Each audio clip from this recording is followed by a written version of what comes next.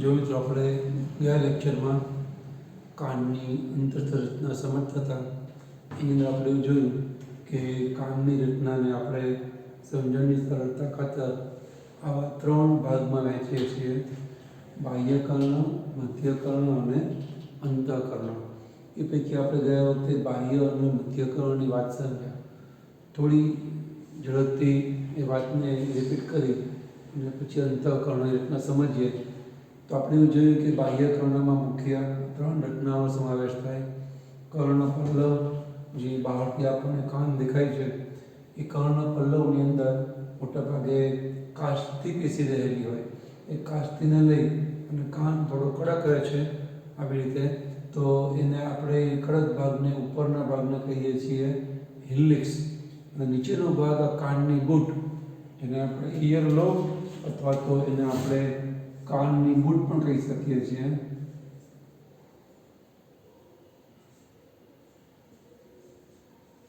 એમાં કાષ્ઠી પેશી હોતી નથી, એ થોડો લચીલો ફ્લેક્સિબલ પાર્ટ છે. આ પાર્ટ થોડો કડક છે, તો એમાં કાષ્ઠી હોય એટલે એને હિલિક્સ, અને આપણે કાનની બૂટ ઇયર લોબ કહીએ છીએ. આપણે સમજ્યા કે એનું મુખ્ય કામ છે અવાજના મજાઓને એકત્રિત કરવાનો.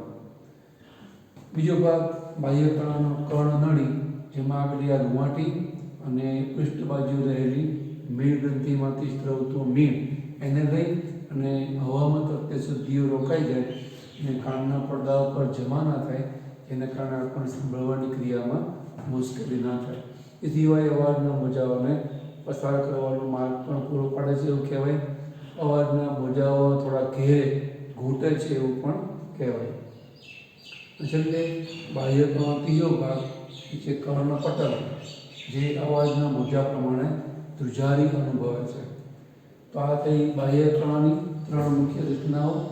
એના પછી મધ્યકર્ણ, એમાં નાના 3 અસ્થિઓ જોવા મળે, જેને કહેવાય હથોડી, એરણ અને પેંગડું. પેંગડું એ શરીરનું નાનામાં અસ્થિ છે એવું આપણે બતાવ્યું હતું ગયા વખતે. જ્યારે કાનનો પડદો ધ્રુજે છે અવાજના મોજા પ્રમાણે, એ તીવ્રતા પ્રમાણે, એની જોડે અંદરની બાજુએ મધ્યકર્ણમાં હથોડી નામનો અસ્થિ જોડાયેલો હોય, એ પણ ધ્રુજે. એની સાથે સંકળાયેલું આ એરણ નામનો અસ્થિ આ ધ્રુજારીના કારણે એ પણ ધ્રુજે, અને એની જોડે જોડાયેલું આ પેંગડું પણ ધ્રુજે છે. એવી રીતે એ ધ્રુજારી ઓસિલેશન પસાર કરે છે એવું કહેવાય. આપણે એવું સમજાતા કે એ અવાજના જે મોજાઓ છે ને 20 ગણા મોટા કરે છે. એનું કારણ કે કાનનો પડદો થોડો જાડો હોવાને કારણે અવાજની તીવ્રતા ઘટે છે. તો એની એ ઘટતી તીવ્રતાની ખોટ પૂરી કરવા આ જે મધ્યકર્ણના 3 અસ્થિઓ છે એ અવાજના મોજાઓની તીવ્રતા પાછી વધારી અને અવાજને મૂળ તીવ્રતામાં લાવી દે છે. એટલે આપણને જે પણ અવાજ છે એની મૂળ તીવ્રતા એ સંભળાય છે. એ સિવાય આપણે જોયું હતું કે મધ્યકર્ણ એ હવાવાળા કોટડા બંધ હોય છે, જે નલિકામાં માર્ગે ગળામાં ખુલે છે. તો એ નળીને કહેવાય કર્ણકંઠ નળી, છિદ્રને કહેવાય કર્ણકંઠ નળી છિદ્ર. એ આ કાનના પડદા ઉપર હવા દબાણના સંતુલનનું કામ કરે. જે હવા દબાણ કર્ણનળી દ્વારા, જે લગભગ સીધા આકારની હોય, એ બહારથી અંદર કરે છે. એટલું જ દબાણ કાનના પડદા પર અંદરથી બહાર થવું જોઈએ. એ આ કર્ણકંઠ નળીનું છિદ્ર એ ગળામાં ખુલે છે, એ હંમેશા ખુલ્લું હોય છે. નાક હંમેશા ખુલ્લું હોય છે. નાક માટે હવા ગળામાં થઈને શ્વાસ નળીમાં જાય છે. તો ગળામાં આવેલું આ કર્ણકંઠ નળીનું છિદ્ર એ દ્વારા હવા અંદર જાય અને એના પર દબાણ મૂકે. જેટલું દબાણ અહીંથી કર્ણનળી દ્વારા બહારથી અંદર થાય, એટલું જ દબાણ કર્ણકંઠ નળી દ્વારા અંદરથી બહાર થાય. એટલે કાનના પડદા ઉપરનું દબાણ સંતુલાય. આટલી વાત આપણે ગયા વખતે કરી હતી. હવે આપણે વાત કરીએ અંતઃકર્ણની. એની એક વાત મેં તમને ગયા વખતે બતાવી હતી. એમાં પણ 3 રચનાઓ જોવા મળે: ઉદ્દરિકા, અર્ધવર્તુળ નલિકાઓ અને શંકિકા. એ પૈકી ઉદ્દરિકા અને અર્ધવર્તુળ નલિકાઓ છે, એને ભલે રચનાઓ કાનની અંદર છે, પણ સાંભળવાની ક્રિયા સાથે કોઈ સંબંધ નથી. ઉદ્દરિકા અને અર્ધવર્તુળ નલિકાઓ છે એ સંતુલન સાથે સંકળાયેલી કાનની રચનાઓ છે. એટલે મેં તમને ગયા વખતે પ્રશ્ન બતાવેલો. તમને એવું પૂછવામાં આવે કે કાનની સાંભળવાની ક્રિયા સાથે ન સંકળાયેલી રચનાઓ સમજાવો, તો તમારે ઉદ્દિકા અને અર્ધવર્તુળી નલિકા વિશે સમજાવવાનું રહે. અને ત્રીજો ભાગ છે અંતઃકરણ શંખિકા. શંખ જેવી વળાંકદાર નલિકા એટલે નામ આપી શંખિકા. શંખ જેવી રીતે ગુજરાતમાં કપડેલું હોય જલેબીની જેમ, શંખની જેમ પણ એને કહેવાય શંખિકા. એને સાંભળવાથી નિસ્બત કરી એક્ઝેક્ટ સાંભળવાની રીતે મુખ્ય અવયવ છે. તો અહીંયા આપણે સૌથી પહેલાં વાત કરીએ ઉદ્દિકાની અંતઃકરણમાં. તો ઉદ્દિકા આ રીતે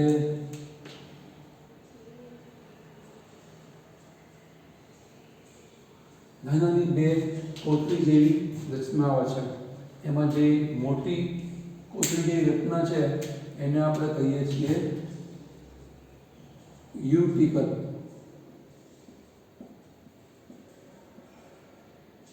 એને કહેવાય યુટિકલ. નાની કોથળી રચના છે એને કહેવાય સેક્યુલી અથવા તો સેક્યુલર.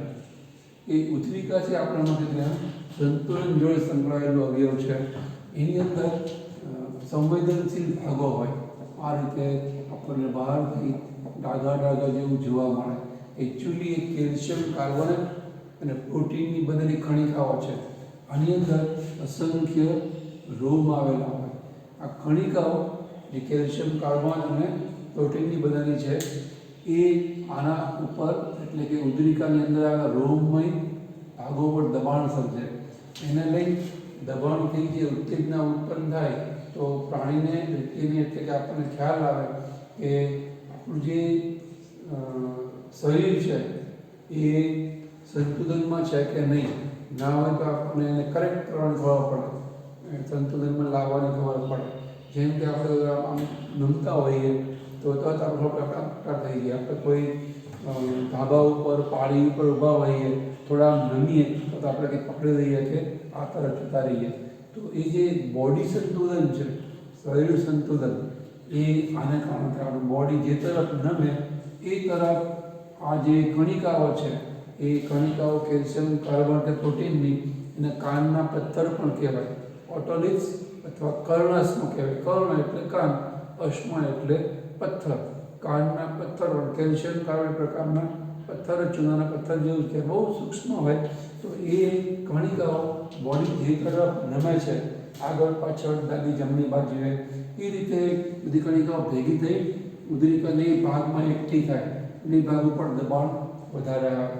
તો એ દબાણ અનુભવાય પ્રાણીને કે મારું શરીર ડાબી જમણી કે આગળ પાછળ નમી રહ્યું છે, તરત એ સંતુલનને પાછળ મેળવી લે. તો શરીર સંતુલન સંકળાયેલી આ બે રચનાઓ છે. જ્યાં બહાર આપણને કણિકાઓને કારણે ડાઘા દેખાય એને આપણે કહીએ છીએ મેક્યુલા. એને કહેવાય મેક્યુલા યુટિકલ. અને સેક્યુલીમાં જે ડાઘા જોવા મળે કેલ્શિયમ કાર્બોનેટના પથ્થરો કર્ણાશ્મને કારણે એને કહેવાય મેક્યુલા સેક્યુલી. તો આવી રીતે ઉદ્દિકાની અંદર આવેલા રોમમય પાર્ટ અને એમાં આવેલા કર્ણાશ્મને કારણે આપણું સંતુલન શરીરમાં છે કે નહીં એની તરત ખબર રહે અને આપણા સંતુલનમાં તેને રાખીએ છીએ. તો આ પહેલી રીતના અંતઃકરણની ઉદ્દિકા. બીજી રચના છે અર્ધવર્તુળ નલિકાઓ. એ આપણા શરીરમાં 3 જોડ હોય. એક કાનની 3, બીજા કાનની 3. એ 3 જોડ નલિકાઓ છે એ પૂરેપૂરી ગોળ નહીં પણ અર્ધવર્તુળ આકારની છે. 3 હોય. એ ત્રણેય નલિકાઓ એક જેને કાટખૂણે ગોઠવાયેલી હોય. તમે જેમ ભૌતિક શાસ્ત્રમાં શીખો છો ને સદિશની અંદર આ રીતે એક જેને કાટખૂણે ગોઠવાયેલા 3 સદિશ, 3 ધરી. બરાબર. તો આપણા શરીરમાં પણ આ 3 અર્ધવર્તુળી નલિકાઓ આવી રીતે જેને કાટખૂણે ગોઠવાયેલી હોય. તમને સમજાવવા પ્રયત્ન કરું છું આ રીતે.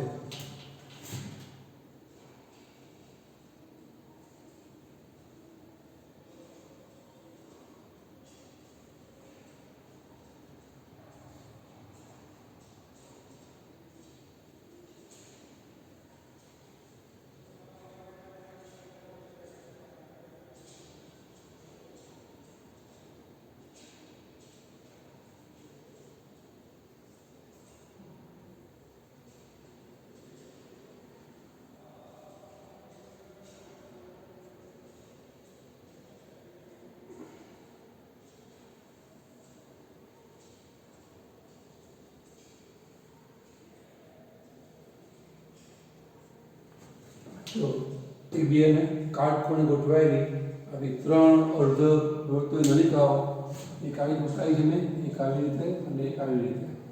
લગભગ આવું મેં તમને ગોઠવણી કરી આપવા ટ્રાય કરેલો છે. અહીંયા અર્ધ વર્તુળ નલિકાઓ છે એ તમે જો તો આવી એકદમ પૂરેપૂરી ગોળ અહીંયા અટકી જાય છે, પૂરી અટતી નથી. તો એ નલિકા એટલા માટે અર્ધ વર્તુળી કહેવાય. એમાં એનો ટોચનો ભાગ એ ફૂલેલો છે. એ ફૂલેલા ટોચના ભાગને આપણે કહીએ છીએ તુંબિકા. અને તુંબિકામાં પણ આપણને બહારથી આવું ડાઘા જેવું જોવા મળે, જેને આપણે કહીએ છીએ ક્રિસ્ટા. આ જે અર્ધવર્તુળી નલિકાઓ છે એ આપણા શીર્ષ સંતુલન જોડે સંકળાયેલી રચનાઓ છે. એટલે કે હેડ બેલેન્સ કરે. જે ઉદ્રિકા છે એ બોડી બેલેન્સ કરે. તો આપણે બેઠા હોઈએ તો શરીર સંતુલનની ખાસ જરૂર એટલી નહીં પડે, પણ જો આપણને કંટાળો આવતો હોય, ઊંઘ આવતી હોય તો આ માથું તો એકદમ ઝોકા, આપણે કે ઝોકા આવે જે કહીએ, આમ નમી જાય, આમ નમી જાય, આમ નમી જાય. બસમાં, વાહનમાં હોઈએ, પવન આવતો હોય ને આપણે ઊંઘ આવે ને જે માથું નમી તો આપણે આમ કરી નાખીએ પાછું.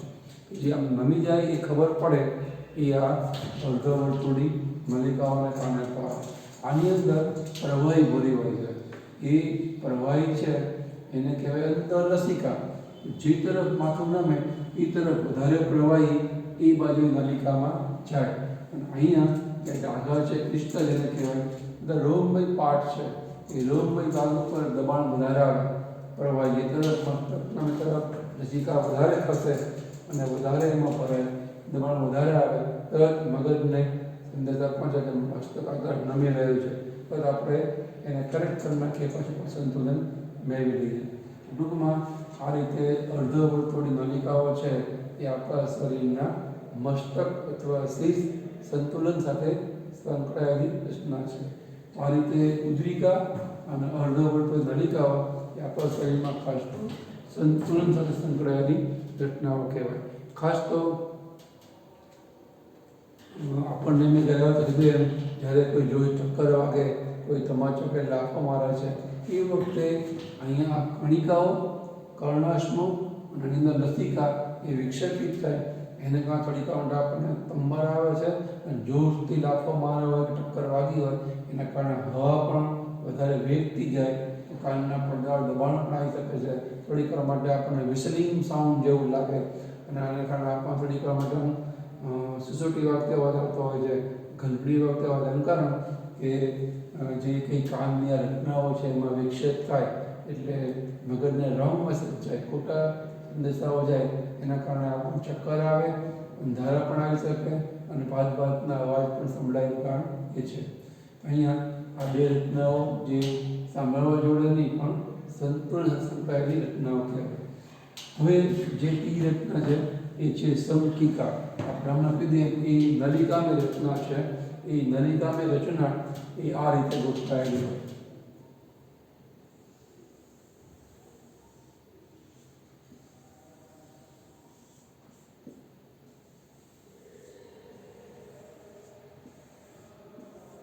આ રીતે સમકાકારે ગયેલી નલિકા છે.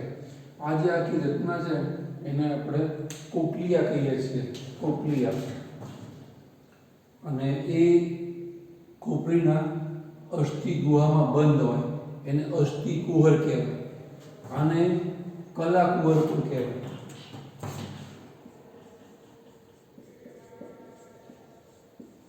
અને એ કલા કુહર વાળા સંકિકા સહિતનો ભાગ ખોપરીના અસ્થિ ગુહામાં રચાયેલો હોય એ અસ્થિ ગુહાને અસ્થિ કુહર કહેવાય. જેમ આંખનો ડોળો જે ખોપરીના પોલાણની અંદર બંધ બેસે છે એને આપણે નેત્ર ગુહા કહીએ છીએ, નેત્ર કુહર પણ કહેવાય. તો નેત્ર ગુહા એમ અંતઃકર્ણ એ અતિ અગત્યનો ભાગ છે કાનનો. તો ખોપરીના જે પોલાણની અંદર રક્ષાયેલો હોય એ પોલાણને આપણે કહીએ છીએ અસ્થિ કુહર, જેમાં કલા કુહર છે એ બંધ બેસે છે. હવે આની અંદર જે રચના છે એ આપણને બરાબર સમજાય એટલે આપણે આખી નળી છે ને એ સીધી કરીએ છીએ. એકચ્યુઅલી આવી રીતે શંકાકારે વળેલી છે, જગ્યા ઓછી રોકાય અને એમાં પસાર થતું જે કંઈ પ્રવાહી તરંગો છે એ પણ પસાર થાય ધીમે ધીમે, તો આપણને સંભળવાની ક્રિયા સરખી સંભળાય. તો એ રચનાવાળી જે જગ્યાઓ છે એ લોકો એના મુખ્ય હેતુસર શંકા કરે વળેલી હોય છે. આપણને સમજાય એટલે આપણે એને સિદ્ધિ કરી જોઈએ છીએ.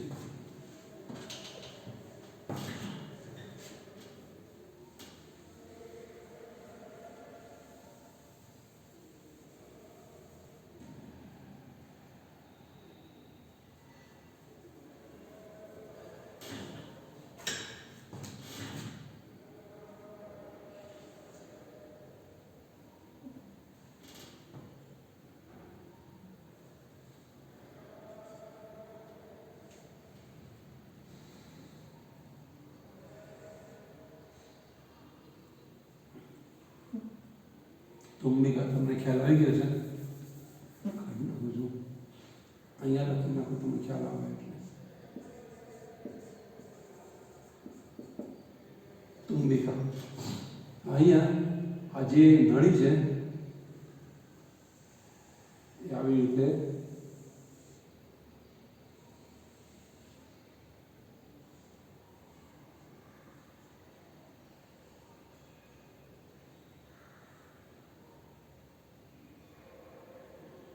સીધી ગુંતાકાર વડે નળી સીધી કરી નાખી અને બહુ ટૂંકી બતાવી છે.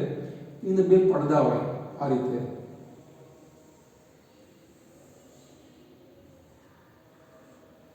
એ પડદાના લઈ નલિકાનું પોલાણ 3 ભાગમાં વહેંચાઈ જાય. એ ઉપરનું પોલાણ જ્યાં ખુલે એ આ નળાકાર ભાગ છે.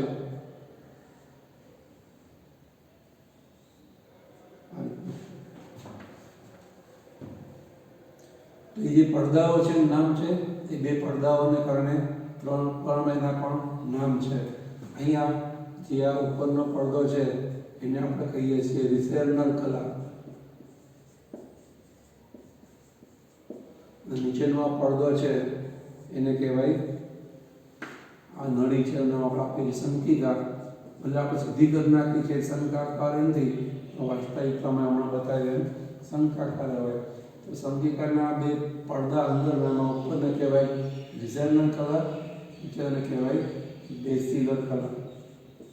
કલા એટલે પાતળું પડ, એકદમ પાતળા પડ જેવો પડદો હોય. એના લઈ જે 3 પોલાણ બને. સૌથી ઉપરનું પોલાણ છે એને કહેવાય સ્કેલા વેસ્ટિબ્યુલી. સ્કેલા વેસ્ટિબ્યુલ એટલા માટે આપવામાં આવે છે એ પોલાણ છે એ વેસ્ટિબ્યુલ એટલે કે જે આ ઉદ્રિકા છે, આ યુટિકલ ને સ્કેલા એ ઉદ્રિકા છે અને ઉદ્રિકા છે એને ઇંગ્લિશમાં વેસ્ટિબ્યુલ કહેવામાં આવે છે. વેસ્ટિબ્યુલ એટલે આપણે એને કહીએ છીએ સ્કેલા વેસ્ટિબ્યુલ. સ્કેલા એટલે પોલાણ અને એના ઉપરનો આ પોલાણ કે જે વેસ્ટિબ્યુલ એટલે કે ઉદ્રિકા સાથે સંપર્કમાં જેને કહેવાય સ્કેલા વેસ્ટિબ્યુલ.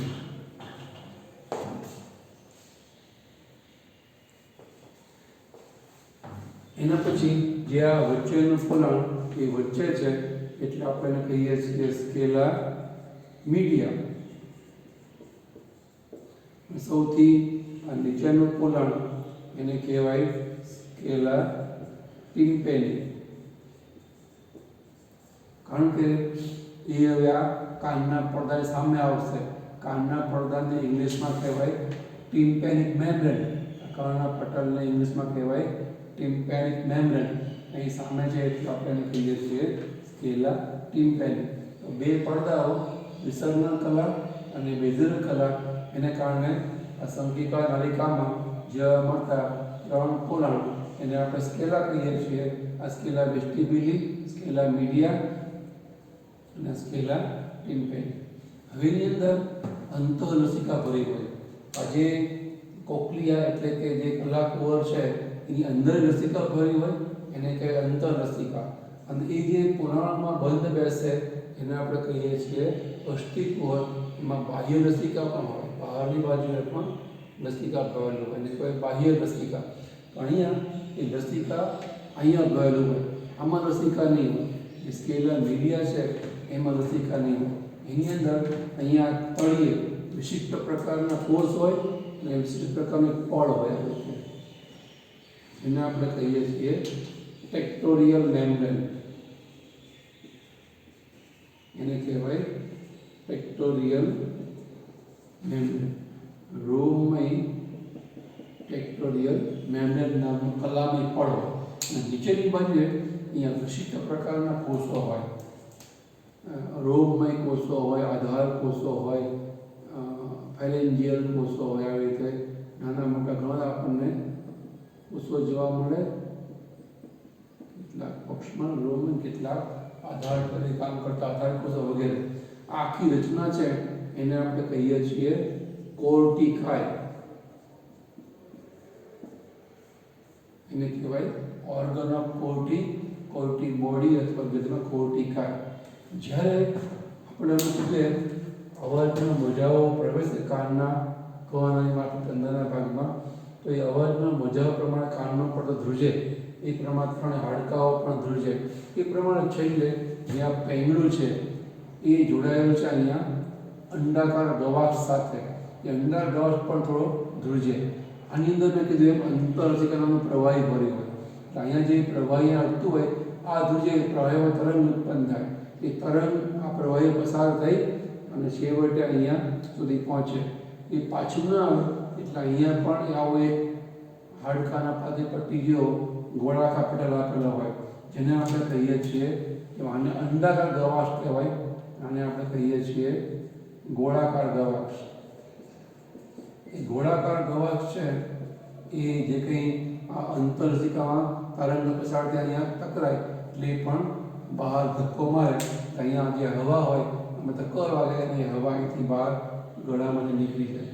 એટલે આપણે કીધેલું કે મધ્ય સ્વરના છે એનું કામ અવાજ ચોખ્ખો આપણો સંભળાય એનું પણ છે, અવાજ પડઘાય નહીં એનું એ કામ છે. આ મધ્ય કળાનું છે એ જોવાનું, કે જે ધ્રુજારી જે પાછી નહીં આવી જોઈએ. ધ્રુજારી પાછી આવે તો આપણને સ્પષ્ટપણે અવાજ સંભળાય નહીં.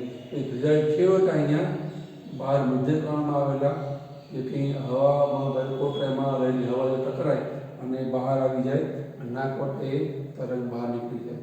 તો અહીંયા આ રીતે ગોળાકાર ગવાક્ષમાં નલિકા પૂરી થાય. પણ જ્યારે અવાજની ધ્રુજારી પ્રમાણે લસિકા ધ્રુજે તરંગ પસાર, એ વખતે એ તરંગવત પ્રવાહીમાં ધ્રુજારી પસાર થાય ને એ પ્રમાણે આ જે પડ છે પાતળું વિસર્જન કલા અને અહીંથી પસાર થાય વિજય કરાય વખતે ધ્રુજે. બે પ્રવાહીમાં ધ્રુજે, બે બાજુના પ્રવાહીમાં તરંગ પસાર થાય એ જે ધ્રુજે છે એને કારણે ટેક્ટોરિયલ કલા અને અહીંયા નીચે રહેલા રોમમય કોષો, સંવેદી કોષો ટકરાય, એને કારણે વિદ્યુત પ્રવાહ ઉત્પન્ન થાય. એટલે કે અવાજનું વિદ્યુતમાં રૂપાંતર અહીંયા થશે. અહીંયા એ વિદ્યુત રૂપી ઉર્મી વેગ એ બહાર ચેતામાં પસાર થાય, જેને આપણે કહીએ છીએ કર્ણ ચેતા. 8મા નંબરની ચેતા, સંવેદી ચેતા, એ કર્ણ ચેતા છે. એ આ અવાજને વિદ્યુતના રૂપમાં, ઉર્મિવેગના રૂપમાં મગજ સુધી લઈ જાય અને આપણને જે સાંભળવાની ક્રિયા છે એનો અનુભવ થાય. તો આવી રીતની વ્યવસ્થા આપણને અંતઃકરણમાં જોવા મળશે. અહીંયા આપણે કાનની ખાસ તો અંતઃરચના છે એમાં અંતઃકર્ણ સંજ્ઞા થોડું તમને ખ્યાલ આવે એટલે આપણે સંખિકાને ખોલીને અહીંયા સીધી બતાવ્યા, કે તમને જો શંકાપર બતાવીએ તો ઝડપથી આપણને ખ્યાલ ના આવે. અહીંયા આપણે કાનની રચના પૂરી કરી. એ સિવાય કાનને લગતી જે મુશ્કેલી છે, રોગો, એ મુખ્ય તો બહેરાશ હોય.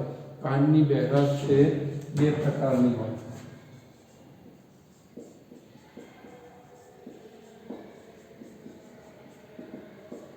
એક તો ચેતા બહેરાશ અને બીજું વહન બહેરાશ. નર્વ ડેફનેસ અને કન્ડક્ટિંગ ડેફનેસ. ચેતા બહેરાશનો મતલબ વ્યક્તિમાં કાનની નસ સુકાઈ ગઈ, આ ચેતા જ નકામી થઈ જાય, એ ચેતા કામ કરે નહીં.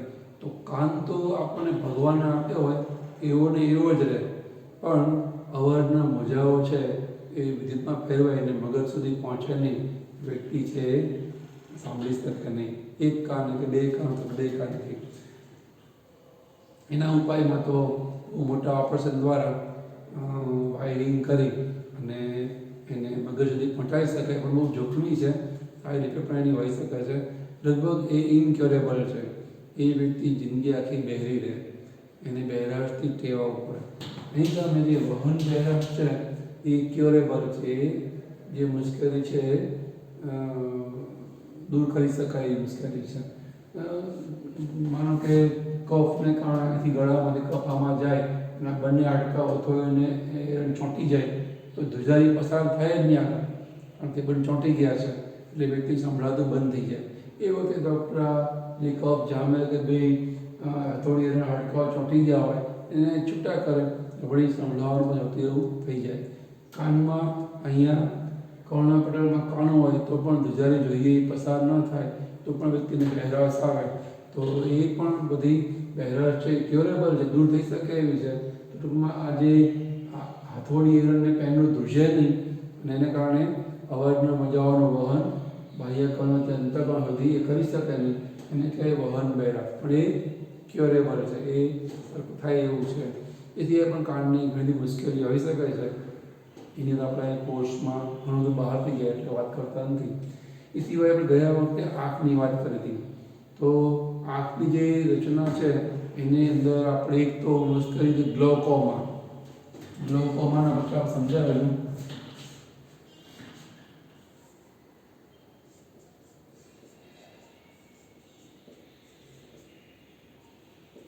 એની અંદર જે અગ્રકોટર છે એમાં છિદ્ર આવેલા હોય, પૂરાઈ જાય તો જે તરલ રસ છે એ ભરાય અને નેત્ર મણી લેન્સને કારણે દબાણ અંદરના કાચરસ ઉપર આવે પશ્ચકોટરના, અને કાચરસના કારણે દબાણ એ નેત્રપટલ ઉપર આવે. એટલે ચેતાઓ નેત્રપટલની કે ચેતાકોષો કે જે સંવેદિત દબાણ આવે અને એ મૃત્યુ પામે વ્યક્તિને અંતતઃ અંધાપો આવે, પછીથી કાયમી અંધાપો આવી શકે છે. આપણે આંખની આ એક મુશ્કેલી સમજાતી. બીજી મુશ્કેલી તમે જાણો છો એ પ્રમાણે આંખની મુશ્કેલી છે એ છે રતાંધળાપણું. બીજી મુશ્કેલી છે રંગઅંધતા. રતાંધળાપણું એટલે રાતે આંધળાપણું. વ્યક્તિને સાંજ પડે, પ્રકાશ ઓછો હોય તો જોવામાં મુશ્કેલી પડે, એને આપણે કહીએ છીએ રતાંધળાપણું. ખાસ તો વિટામિન એની ખામીથી આવું થાય, કારણ કે કોર્ન સેલ ઘટવા માંડે. જે કોર્ન સેલની અંદર જે વિટામિન છે રેટિનલ, એ વિટામિન એ છે જે મોટાભાગે દૂધ અને લીલા પાંદડાવાળા શાકભાજીમાંથી આપણને મળે. કે જેને રતાંધળાપણું હોય એને વિટામિન એ વાળો ખોરાક, લીલા પાંદડાવાળા શાકભાજી વધારે ખાવા જોઈએ. એ રતાંધળાપણું સાંજે ઓછું દેખાય. અને રંગઅંધતા એટલે વ્યક્તિ એ લાલ, લીલો અને વાદળી મૂળભૂત રંગો છે એ ઝડપથી પારખી શકે નહીં.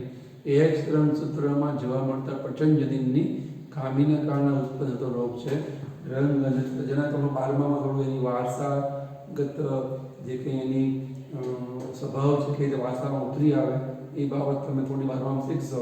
પણ રંગઅંધતા એટલે વ્યક્તિ કલર બરાબર પારખી શકે નહીં, રંગો વચ્ચેનો ભેદ બરાબર પારખી શકે નહીં.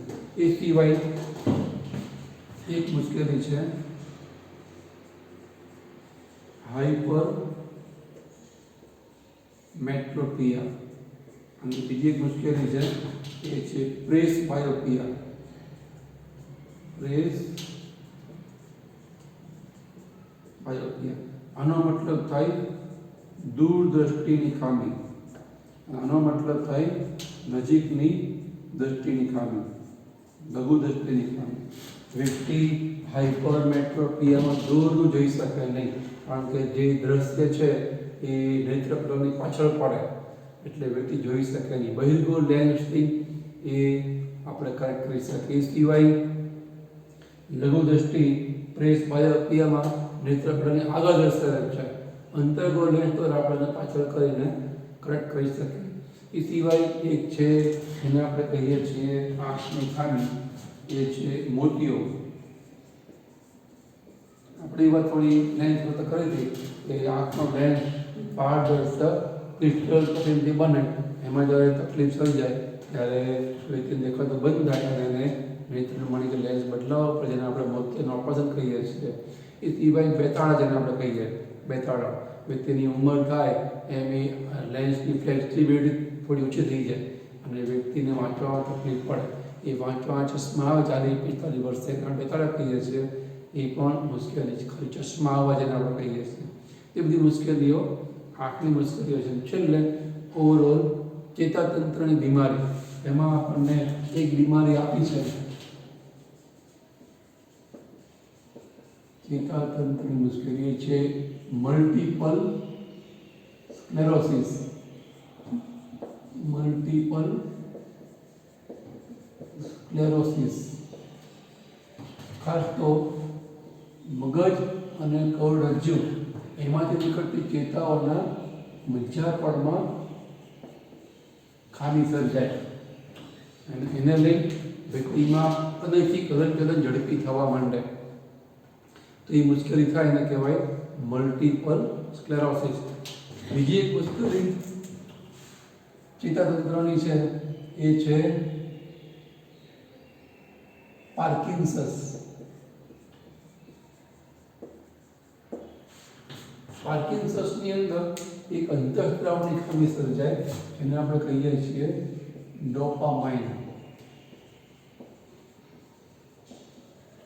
જે આપણા ચેતાઓ અને સ્નાયુ વચ્ચે જોડાણ હોય, એ આ ડોપામાઇન જોડાણ હોય. સ્નાયુ ચેતા થોડા દૂર રહે, એને લઈ અને એ ચેતા સ્નાયુને જે કંઈ મેસેજ આપવાના હોય એ ડોપામાઇનના રૂપમાં આપે છે.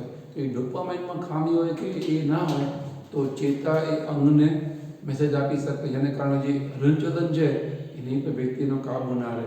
એને કહેવાય પાર્કિન્સન્સ. ત્રીજી એક ખામી છે, એને આપણે કહીએ છીએ રાંઝણ અથવા તો સિયાટિકા. એમાં મુશ્કેલી થાય, કમર નીચેના ભાગમાં પુષ્કળ દુખાવો થાય, કારણ કે જે મણકાઓ છે એની વચ્ચેનું કાષ્ઠી, જેને આપણે ગાદી કહીએ દેશી ભાષામાં, વ્યવહારિક ભાષામાં, એ ઘસાઈ જાય, મણકાઓ નજીક આવે તો એમની વચ્ચે જે નીકળ ચેતાઓ છે એની પણ દબાણ સર્જાય. એ દબાણને લઈ નીચેના ભાગમાં આપણને પુષ્કળ દુખાવો થાય, એને આપણે કહીએ છીએ રાંઝણ અથવા તો સિયાટિકા, જે મોટા ભાગે ઉંમરવાળી વ્યક્તિમાં વધારે જોવા મળે. તો આટલી મુશ્કેલી આપણને આપી છે ચેતાતંત્રમાં. એ સિવાય ઘણી બધી મુશ્કેલીઓ હોઈ શકે છે. આપણને મુખ્ય 3 બાબત આવડે એટલે આપણને નીટને લગતા પ્રશ્નો સોલ્વ કરતા આવડે. અહીંયા આપણે આ સાથે અંતઃકરણ કાન પૂરો કરીએ છીએ, સાથે ચેપ્ટર 21 પણ પૂરું કરીએ છીએ. કંઈ પણ મુશ્કેલી હોય તો બુક રેફર કરો, કોઈ રેફરન્સ બુક તમારી પાસે હોય તો રેફર કરો, લેક્ચર 1-2 વારંવાર સાંભળો, અને એ પણ કંઈ મુશ્કેલી હોય તો તમે વોટ્સઅપ દ્વારા પણ કોન્ટેક્ટ કરી શકો છો. આટલી નોંધ તમે નોટબુકમાં યોગ્ય કરી લેજો. ભલે કાન અને આંખ એ આપણા બોર્ડના કોર્સમાં ના આવતોય, ભવિષ્યમાં આપણને કામ લાગે, આપણી પાસે બેઝિક નોલેજ હોય એટલું તો આપણને ઉપયોગી થાય. અહીંયા આપણે પૂરું કરીએ છીએ. નેક્સ્ટ ટાઈમ આપણે આપણા કોર્સનું ચેપ્ટર છેલ્લું 22મું છે, અંતઃસ્ત્રાવવાળું, એની વાત છે કરીશું. અહીંયા આપણે અટકીએ છીએ.